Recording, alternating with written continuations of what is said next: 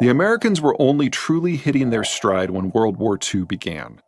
After 3 years of frenetic mobilization, they emerged not simply as the most powerful expeditionary power in history, carrying out major integrated military actions in multiple theaters of operation simultaneously, but also as the only belligerent that at war's end occupied all the defeated powers. On the roads to Rome, Berlin, and Tokyo, the Americans found themselves in control of key economic, population, and logistic nodes on 3 continents and 2 ocean basins. Between Lend-Lease deals and direct amphibious assaults, they now held all meaningful launching pads for attacks between the Western and Eastern hemispheres. Combined with their massive wartime navy, the Americans had quite inadvertently become the determining factor in issues European and Asian, financial and agricultural, industrial and trade-based, cultural, and military. If there was a moment in history that a power could have made a bid for global domination, for a new Rome to arise, this was it. And if there was ever a good reason to make such a bid, it was the nuclear-tinged competition that was arising with the Soviets the day after the guns fell silent in Germany. It didn't happen. The Americans offered their wartime allies a deal. The Americans would use their navy, the only navy of size to survive the war, to patrol the global ocean and protect the commerce of all. The Americans would open their market, the only market of size to survive the war, to Allied exports so that all could export their way back to wealth. The Americans would extend a strategic blanket over all so that no friend of America need ever fear invasion again. There was just one catch. You had to pick sides in the Americans' brewing Cold War. You could be safe and rich and develop your economy and culture however you wanted, but you had to stand with, technically stand in front of, the Americans versus the Soviets. Instead of forging an empire global in scope, the Americans bribed up an alliance to contain the Soviet Union. The catch-all phrase for the pact is Bretton Woods, named after the New Hampshire ski resort where the Americans first made the pitch shortly after the Normandy invasion. It is perhaps more commonly known as the free trade era of the post-World War II period, or simply as globalization. Why, at the very edge of victory, did the Americans give away a worldful of imperial opportunities? Partly, it was a numbers game. In 1945, the American population was roughly equal to that of the combined Western European population, which was roughly equal to that of the Soviet population. Even leaving teeming East and South Asia aside, not only did the Americans lack the forces at war's end to keep the territory it held, but simple math meant that they could not muster sufficient occupation forces to make a global empire work. Partly, it was a distance contest. Even with the strength of the U.S. Navy, the Atlantic and Pacific Oceans are some serious moats, and moats work both ways. The logistical costs and overreach of maintaining permanent, forward-positioned garrison systems several thousand miles over the horizon simply wasn't practical. It is difficult to occupy a country on the other side of the world if the locals don't want you there. Korea, Vietnam, Lebanon, Iraq, and Afghanistan were often more than the Americans could handle when they were managed one at a time. Imagine what it would have been like to occupy Germany and France and Italy and Korea and Vietnam and Lebanon and Iraq and Afghanistan all at once.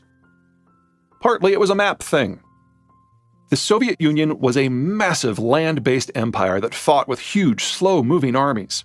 America's military may have been the largest of the Allies, but the United States was primarily a naval power.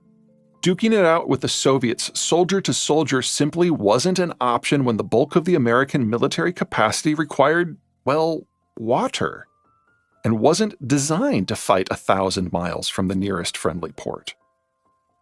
Partly, it was a culture clash. The United States was the modern world's first democracy. Democracies are pretty good at defending their own and tearing down dictatorships and fighting for truth and justice and all that. Long-term occupations expressly designed to bleed the locals dry? That's a harder sell.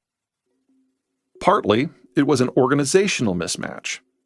The United States is a federation, where the states wield as much power as the national government, for good reason. The country's safe security geography, combined with its rich economic geography, meant the federal government didn't need to do much. For the first 3 generations of U.S. history, all the federal government was perennially responsible for was building a few roads, regulating immigration, and collecting tariffs. The Americans have never had a tradition of governing excellence, a non-tradition that proudly continues to the modern day. Because for much of their history, they didn't really need a government. Managing foreign territories twice the size of the United States would have been, really hard. And the Americans are, really bad at government. If the United States couldn't, or wouldn't, forge an empire to fight the Soviets, then the Americans needed allies that were sufficiently numerous to make a difference, sufficiently proximate to the Soviet border to mitigate America's distance, sufficiently skilled in land-based warfare to compensate for America's naval and amphibious nature, sufficiently wealthy to pay for their own defense, and sufficiently motivated by their own independence to bleed for it should fighting be required. None of that would have been possible with American occupation armies on their soils and American customs officials in their boardrooms. But most of all, the Americans didn't want an empire because they already had an empire. The useful lands of the United States' portion of North America were greater in potential than that of any empire that had come before. And at war's end, the Americans not only were not yet done metabolizing them, they wouldn't be for decades. Based on population density, one could easily argue that the Americans in 2022 are still not done. Why send your sons and daughters abroad to bleed in a day-to-day fight against dozens of peoples to maintain a global empire when you could just build some new roads around Detroit and Denver and get the same payout? The American break with the traditions of international relations went beyond its abandonment of the to the winner go the spoils style of postbellum realignments. It also extended to the nature of human existence itself, resulting in a fundamental rewiring of the human condition. At war's end, the Americans used Bretton Woods to create the globalized order and fundamentally change the rules of the game. Instead of subjugating their allies and enemies, they offered peace and protection. They transformed regional geopolitics by putting nearly all the warring empires of the previous age, in many cases countries that had been in a shifting, cutthroat competition with one another for centuries, on the same team. Inter-imperial rivalry gave way to interstate cooperation. Military competition was banned among the Bretton Woods participants, enabling the former empires, and in many cases their former colonies, to focus their efforts not on armies or navies or borders, but instead on infrastructure and education and development. Instead of having to fight for food or oil, everyone gained trade access global in scope. Instead of having to fight off empires, everyone gained local autonomy and safety. Compared to the 13 millennia of history to this point, it was a pretty good deal. And it worked really well. In a mere 45 years, the Bretton Woods system succeeded in not just containing the Soviet Union, but in choking it to death. The Bretton Woods system generated the longest and deepest period of economic growth and stability in human history. Or at least it did, until disaster struck. Until the Americans won. On November 9th, 1989, the Berlin Wall fell. Over the course of the next few years, the Soviet Union lost control of its Central European satellites. Russia lost control of the Soviet Union, and Moscow even briefly lost control of the Russian Federation.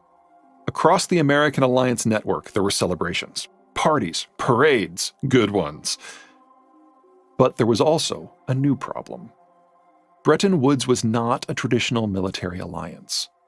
In order to combat the Soviets, the Americans had used their dominance of the oceans and superior economic geography to purchase an alliance. The United States enabled global trade and provided a bottomless market for alliance members' exports. Without a foe, the Bretton Woods alliance lost its reason to be. Why expect the Americans to continue paying for an alliance when the war was over? It would be like continuing to make mortgage payments even after your house is paid for.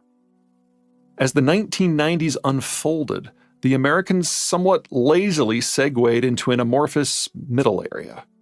They would continue to uphold the order so long as the Europeans and Japanese granted them deference in regional defense planning.